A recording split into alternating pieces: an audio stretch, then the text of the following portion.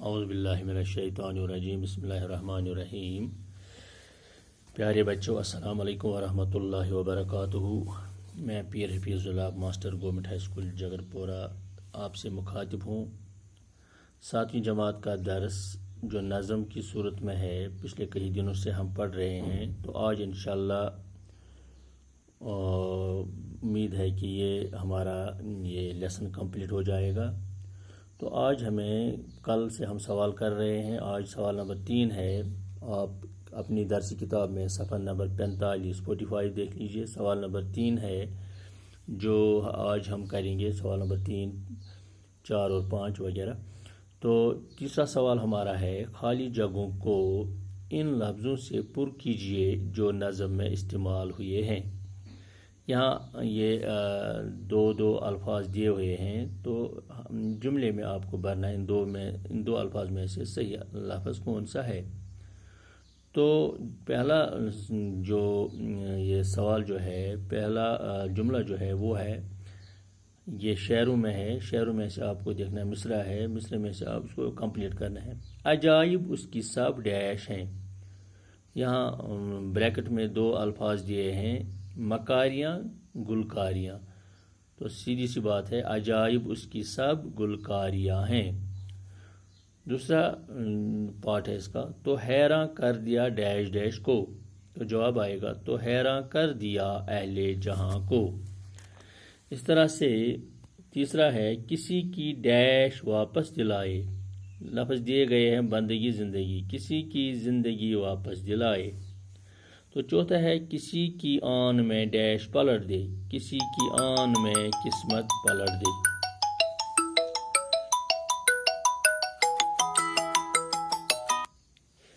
ہاں، اسی طرح سے ہے، ہزاروں اپنے ڈیش ہے دکھاتا، ہزاروں اپنے جوہر ہے دکھاتا۔ تو پہلے کو آئے گا، عجائب اس کی سب گلکاریاں ہیں، تو حیراں کر دیا اہل جہاں کو، کسی کی زندگی واپس دلائے، کسی کی آن میں قسمت پلٹ دے، ہزاروں اپنے جوہر ہے دکھاتا۔ تو اس طرح سے یہ سوال مکمل ہو گیا۔ اب سوال نمبر 4 ہے، یاد کیجئے، اس نظم کو زبانی یاد کیجئے۔ تو بچوں یہ آپ خود کرو گے، تو مجھے امید ہے کہ آپ نے یاد کی ہوگی، کیونکہ ہم نے اس کو ایک ترنم انداز میں پڑھا۔ تو ترنم انداز میں جب نظم پڑھتے ہیں تو بچے ایک دم اس کو یاد کر دیتے ہیں۔ تو سوال نمبر 5 ہے، ذیل کے الفاظ کو اپنے جملوں میں استعمال کیجئے۔ لفظ دیے ہوئے ہیں، آپ کو استعمال کرنے ہیں، آپ اپنے طریقے سے بھی استعمال کر سکتے ہیں، تو میں نے بھی کیے ہیں، تو آپ دیکھ لیجئے۔ علم ایک عظیم دولت ہے۔ دوسرا لفظ ہے عدل۔ تو حضرت عمر فاروق رضی اللہ تعالی عنہ کا عدل رہتی دنیا تک زندہ رہے گا۔ مصور، اللہ ساری کائنات کا مصور ہے۔ نقشہ، کائنات کا نقشہ کتنا خوبصورت ہے۔ جوہر، قلم سے جوہر ٹپکتے ہیں۔ تو بچوں یہ ایک سوال بھی ہوا۔ اب ایک اور سوال ہمیں ہے، سوال نمبر 5 ہے یہ بچوں۔ تو یہاں یہ سوال ہے، سمجھیے اور لکھیے۔ تو مثال دی ہوئی ہے، علم جاننے والے کو عالم کہتے ہیں۔ اسی طرح سے میں بھی ایک مثال آپ کو دیتا ہوں، انتظام کرنے والے کو منتظم کہتے ہیں، یا اذان دینے والے کو مؤذن کہتے ہیں۔ اس طرح سے یہ نیچے دیے ہوئے یہ جملے ہیں، ہمیں پر کرنا ہے ان کو، الفاظ کو مکمل الفاظ دیے ہوئے ہیں نیچے، ان کو بھرنا ہے۔ ہمیں دیکھنا ہے کہاں پر موافق لفظ آئے گا۔ عدل کرنے والے کو ڈیش کہتے ہیں، تو عدل کرنے والے کو عادل کہتے ہیں۔ شعر کہنے والے کو ڈیش کہتے ہیں، شعر کہنے والے کو شاعر کہتے ہیں۔ تصویر بنانے والے کو ڈیش کہتے ہیں، تصویر بنانے والے کو مصور کہتے ہیں۔ ظلم کرنے والے کو ڈیش کہتے ہیں، ظلم کرنے والے کو ظالم کہتے ہیں۔ انصاف کرنے والے کو ڈیش کہتے ہیں، انصاف کرنے والے کو منصف کہتے ہیں۔ عبادت کرنے والے کو ڈیش کہتے ہیں، عبادت کرنے والے کو عابد کہتے ہیں۔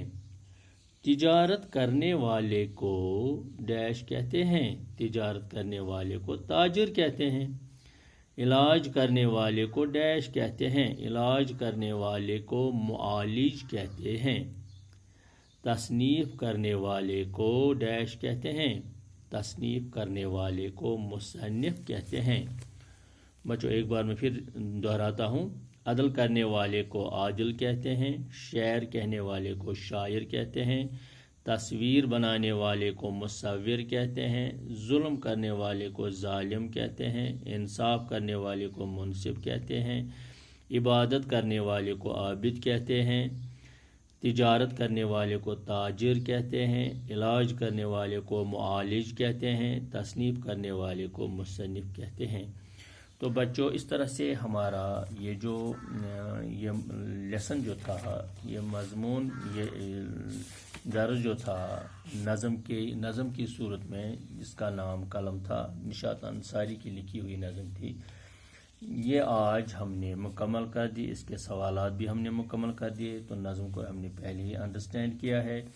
مجھے امید ہے کہ بچوں آپ کو اچھی طرح سے یہ نظم، اس کا سیاق و سباق، اس کے اشعار، اس کا ترجمہ و تشریح، اس میں جو دیے گئے یہ الفاظ تھے، ان کے معنی وغیرہ، یہ سب آپ کے سمجھ میں آیا ہوگا۔ انشاءاللہ کل آگے بڑھیں گے۔ خدا حافظ۔